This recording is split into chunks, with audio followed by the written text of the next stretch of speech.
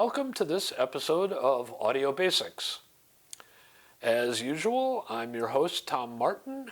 I'm executive publisher of The Absolute Sound, Hi-Fi Plus, and Winding Road, all part of the Next Screen Network. And I'm here with Lance Prophet, who Howdy. just destroyed my attempt to call him my erstwhile colleague. Oh, yeah. Right? Yeah. Howdy. How y'all? You good? I'm good. I'm good. All right. Good to be here. Me too. I'm good.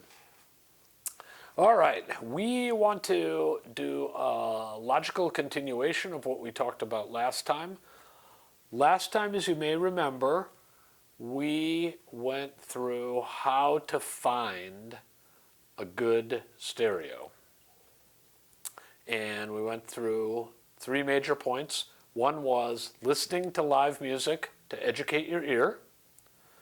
The second point was visiting a dealer, not with the intention of buying anything, but going to a specialty audio dealer to hear a very good or great system, so you had an idea of what audio equipment that was at a high level sounds like, but also so that you could calibrate your ear and test it against what you heard in terms of live music and start to get an idea of those 10 variables we talked about in the first few episodes, and using those to judge equipment without being under the pressure of trying to figure out what to buy for yourself.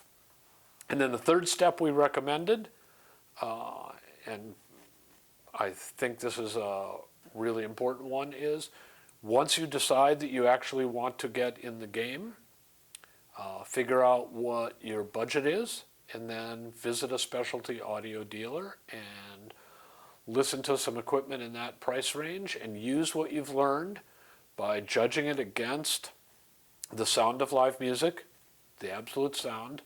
Judge if it has good fidelity to the absolute sound and use that as your criterion for figuring out what is a good stereo for you to buy. So then presumably you're in the game. Now, what we want to talk about today, because it is Lance's favorite topic and my second favorite topic, is we want to talk about some of the resources or tools that our network provides to you to help you in this process. So you can do the whole thing with your own experience and using the three-step process we just outlined, and that's great. But you may want some guidelines along the way. You may want some help finding the kind of equipment that might work for you, or understanding what it really costs to buy things. I know from talking to many consumers who are new to a particular sport that sometimes it just doesn't clear what things cost. Are speakers $100 or $1,000 or $10,000? Well, the answer is sort of all of the above, but you begin to get an idea of, it's like in the high quality world, it's not really a $100 thing. We're going to come back to that in a later episode on loudspeakers. But it's like cars. If you go into a car dealer and try to buy a new car for $5,000, it's just not going to happen. If you want a 3/4 ton pickup for $20,000, it's just not going to happen. So you kind of have to know what are price ranges and what's what and what brands should I be talking about, and just get an idea of the landscape. And it's actually harder to do that at a dealer, although dealers are very good at guiding you, than it is if you do a little research on your own. So that's what we want to talk about today. So we have many different resources. We have magazines, we have websites, we have newsletters, we have our YouTube channels, and there's more. And these are all resources intended to provide you with information about high-performance audio. But let's start with a very basic thing that we can kind of physically do show and tell on here on a video, which is we have magazines. So we publish basically 2 magazines. One is called The Absolute Sound, and the other is called Hi-Fi Plus. And these magazines both cover high-performance audio. Now, what you'll find inside these magazines, the core of these publications are audio reviews. So for example, here is a detailed review, a couple pages long, on the audience front row cables. Now you might be surprised if you're new to this game that we review wire. But indeed we do, because audiophiles over time have found that cables can make a difference. But if I go here to another page, you'll find a review of a phono preamp. What's a phono preamp, you might ask yourself? Well, that's one of the reasons we suggest you start this audio journey in parallel with listening to live music and visiting some audio dealers with doing some reading, because you, as a friend of mine used to say, you begin to learn what things are things. In any sport, it's kind of confusing. I used to travel to London on a more regular basis than I do now, and you'd flip on the TV and there would be cricket or rugby on, and no offense to the English, Hi-Fi Plus, the writers are in England, but it's like a confusing sport if you don't know the rules. So what things are things becomes, let me kind of understand what the rules are. What is a phono preamp? Do I need a phono preamp? Do I care about a phono preamp? When I first started reading, I'm like, a power conditioner? I go, what? Yeah, power power conditioner. I thought conditioner. I knew stuff about audio Right. before I came on board. If you're here, not but I into didn't even analog, scratch the surface. this happens to be the turntable and cable issue I have in my hands, so that's why there's a lot of vinyl-related stuff. But here's a review of a cartridge. But if you go to this issue, the issues tend to have themes, right? This is an issue focused on digital, so there are D to A converters and streamers and clocks. What's a clock? It's not the thing on your wall.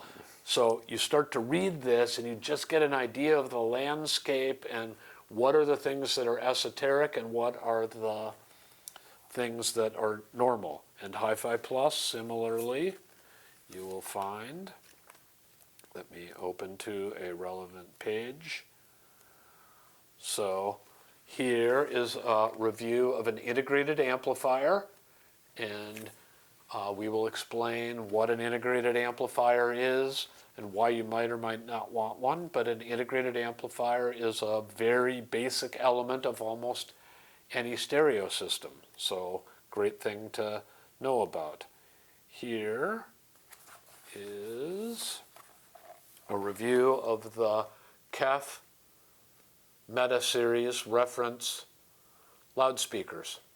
And so you'll find speakers and cables and amplifiers and preamps and turntables and everything that could make up a modern audio system will be covered in reviews in the pages of these 2 publications.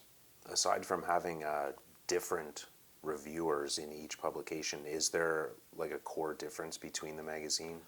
Glad you asked. Yes, there is. So, the Absolute Sound, the simple way to put this, the Absolute Sound magazine tends to cover equipment that is suited to larger living spaces. That's the easiest way to put it. It means fundamentally the equipment tends to be bigger.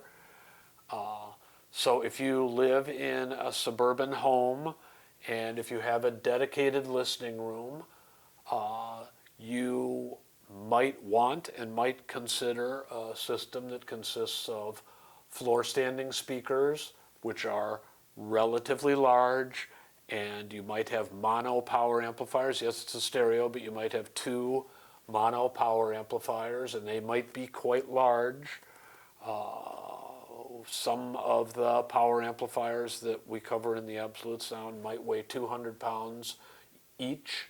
So you're talking about very large equipment.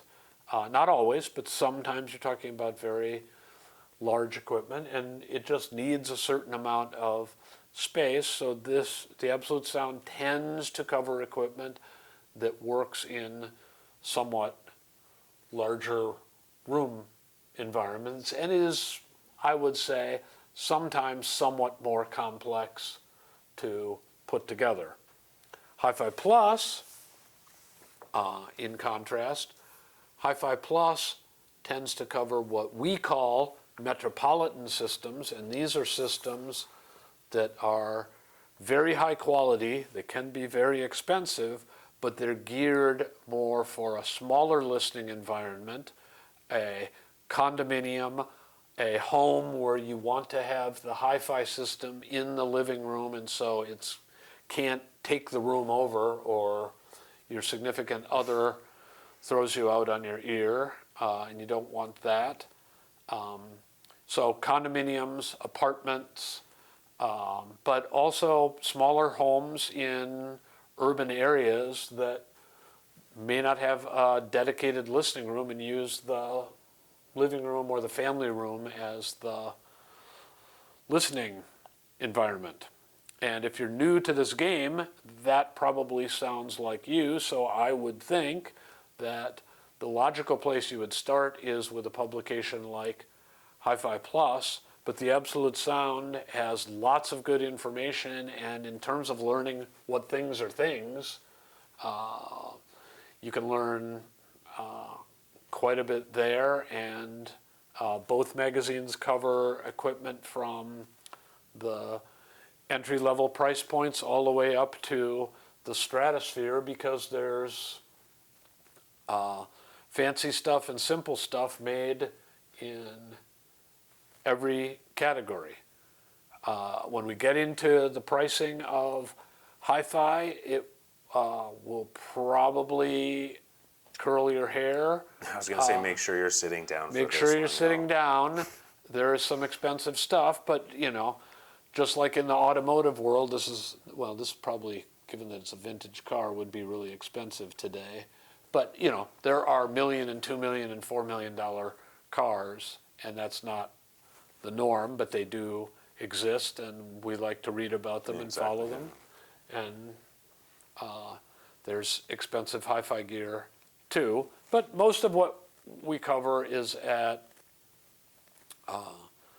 relatively normal prices, but it may take some getting used to what those normal prices are. And again, you go visit your audio dealer and you know what live music sounds like, and you decide whether the experience is worth it. We're not here evangelizing audio. We're trying to help you have great musical listening experience. Now let's talk a little bit more about what the magazines do specifically, because they have special issues. So I find it actually to be very handy, and this is how I got started, and many audiophiles get started. Just get a copy and read what's there. I read the Absolute Sound literally from cover to cover when I first got into the audio game. And what I was looking for was every little piece of information I could glean about how audio works, because it was all new to me. And there was a speaker called the Dayton Wright XG8. And this was an electrostatic speaker, and there are still not a lot of electrostatic speakers. It did not work the way a traditional speaker works. It was a thin film of mylar stretched into a panel about 3 feet square, and it was inside a sealed bag of an inert gas, helium, I think, but I might be wrong. I'm not a chemist.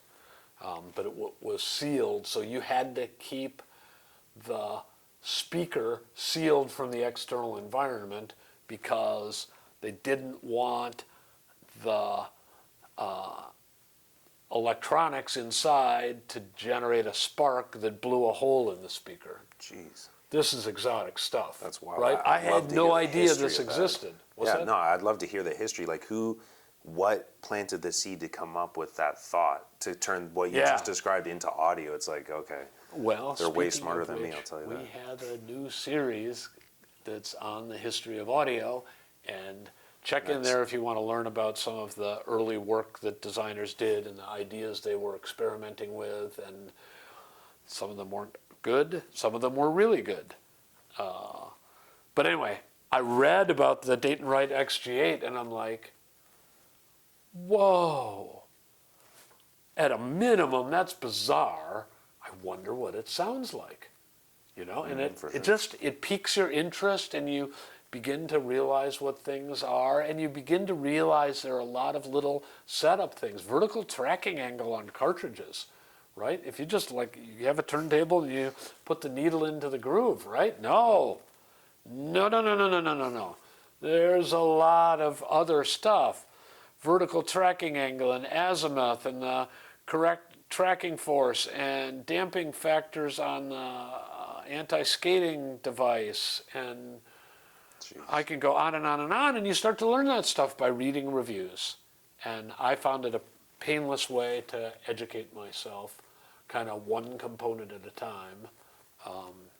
So get copies, read reviews, that's the starting point. But, as I said, there are special issues, and I would want to talk about a few special issues because they're particularly valuable, and you can buy these one at a time, although Lance is going to recommend that you subscribe, and we would really appreciate it if you would subscribe. But each year, the Absolute Sound has an issue called Editor's Choice, and in it, we have hundreds. You probably can't see this very well, but each page has 6 or 8 products on it that are the best products that our editors have found in reviewing hi-fi gear over the last number of years. Because there will often be a power amplifier that was introduced in 2015 because a new power transistor came out, and that allowed this new power amplifier design to happen, and power transistors haven't been updated, or at least that design hasn't been updated since then, so it's not like computers. There's not a better power amplifier every year. There was recently a power amplifier that was in Editor's Choice from 2012, and the manufacturer actually had to take it off the market and replace it with a new version because the power transistors went out of production. They weren't being made anymore, and they couldn't find a new one that was as good as the old one until this year. Oh, jeez. So, you know, there's just interesting stuff like that that happens. Tubes are another example. Vacuum tubes are used in preamps and power amps, and tubes tend to be components that were designed 40 or 50 years ago, and some of the finest tube amplification products use tube types that aren't being manufactured anymore in the same plants they were manufactured in, so people use tubes called new old stock. That means the tube has never been used, but It's of the best it stock was from that in plant or whatever. inventory for 10 years, 20 years, whenever that plant was manufacturing It's like vintage tubes. wine of audio or something. It's like vintage wine of audio. Yeah. It's a great analogy, Lance. Yep. So it's like that. So anyway, point is, there are reviews covering the best equipment currently available that the Absolute Sound has covered, and you can find that in the Editor's Choice issue each year. Hi-Fi Plus has a similar issue each year, which is their awards issue, where they take the products that they have found to be outstanding and issue awards to them. And it's a great way to find particularly worthy equipment that you might want to go and listen to. And you may just want to go and listen to it to educate your ear on, oh, I see what that guy was talking about. Yeah, I should pay more attention. Remember we talked about awareness last time. I should pay more attention to that because that really makes the music sound amazing. And I just didn't know you could do that. I didn't know that level of realism was possible. But now that I checked out this thing that Hi-Fi Plus gave an award to, I'm like, yeah, what things are things? That's a thing, right? Each year, the Absolute Sound does a loudspeaker buyer's guide. That can also be handy. You're going to end up focusing some significant amount of attention on loudspeakers. We'll talk about whether that's a good or a bad idea, but you're almost certainly going to do it. This helps you focus on that very important purchase. Absolute Sound also has a special, somewhat unusual awards issue where each editor is given the chance to pick his or her favorite products that they've reviewed recently. This allows the things that not everybody knows about, sometimes the unpopular or unusual products, to get covered. There's a lot of work in science these days on how committees aren't necessarily the best way to figure out what's really high quality. So in that issue, the Absolute Sound turns its reviewers loose and lets them go, hey, you guys think this one's weird, but let me tell you, you're missing the boat here. So we could even have a debate element of that issue. Maybe not a bad idea. Maybe we should add that. Seriously. And then the Absolute Sound does a Product of the Year Awards issue, a little bit similar to what Hi-Fi Plus does, where they cover new products that they've reviewed that have particular merit. And this allows them to focus also on those products that have something new about them that's surprising or unusual. And again, from an educational standpoint, it really keeps you alive on, oh, here's a new thing. It might or might not be ready for prime time, but I should really know about this. DSP room correction, honestly, has lived in that category for 20 years, but it's still kind of a fringe thing, but it allows you, and it allows the editors to keep you apprised of what they're finding are components and ideas that move the state of the art forward. So those are tools you've got. Our websites tend to publish the reviews, but also blogs that, again, are very helpful for understanding the ideas behind audio and educating yourself on kind of how to think about it, how to do room setup, or how to think about allocating your budget. That's a really tough one. If I tell you that pretty darn good stereo can be purchased for $3,000, you still don't know how to divide that $3,000 up amongst amplifier and speakers and source and cables and that sort of thing. And sometimes the way you should do it will surprise you. In the case of a $3,000 budget, I would say it really will surprise you. It's not necessarily the way you think you would do it. So we have blogs on those kinds of things, as well as just the science behind audio. So those are tools. The newsletter gives you news and covers some of the videos we're doing on our different channels. So again, it's a great way to have something in your inbox that reminds you to pay attention to this and gives you something that might catch your attention that you otherwise might not notice on, say, the website, where there's so much information that you kind of got to know what you're looking for. The newsletter highlights certain things And with that in mind, let me say, you should sign up for the newsletter. You can get the newsletters, because there's a newsletter for the Absolute Sound and a newsletter for Hi-Fi Plus. We'll put the URLs to sign up for the newsletter for free, so there's like no reason not to do it. We'll put a link to those sign-up places in the show notes. What There's else? options for both print and digital, whatever. Magazines? Yes, yeah. Yep. Whichever So suits your needs. you can subscribe or buy individual copies of the magazines. Highly recommend a subscription. It's by far the best deal. And I think a digital subscription to the Absolute Sound is $10. Yep, exactly. So it's $10 for 11 issues. So it's less than $1 an issue. You can download them. You can take it on the plane.